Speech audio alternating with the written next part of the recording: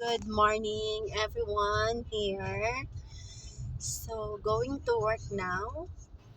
Um, Time check, 12 noon. So, medyo late ang pagmata. Kay late night, tapos na natulog. Daghan man tagi work up, no? Yesterday. Then, that's why wala na ko nakuman sa opisina. Na pa may mga info nga needed na ako from clients. So, I preferred to continue sa balay na lang. Anyway, so medyo struggle karon kay ang application sa akong client is postpone, no? So postpone means kanang dili siya ingon nga totally na-postpone lang siya kay naapay mga kailangan nga mga i-work up o information nga needed. So, though ingon ana siya ingon ana ang result sa report, but then kinahanglan pa gyud gihapon nato ati manon. Pero pasalamat na lang po ko kay dili gid siya decline, no. So we have still kanang napatay chance nga ma-approve. Anyway,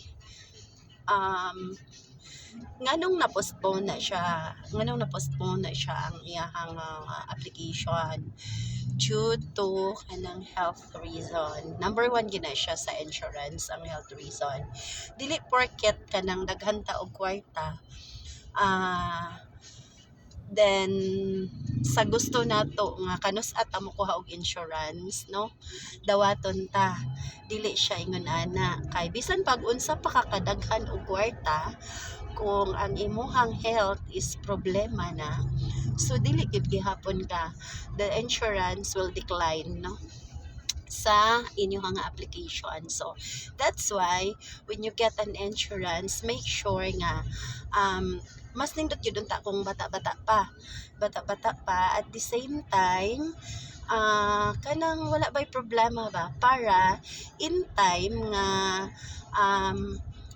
nga manginahanglan ka, dili ka magproblema, no.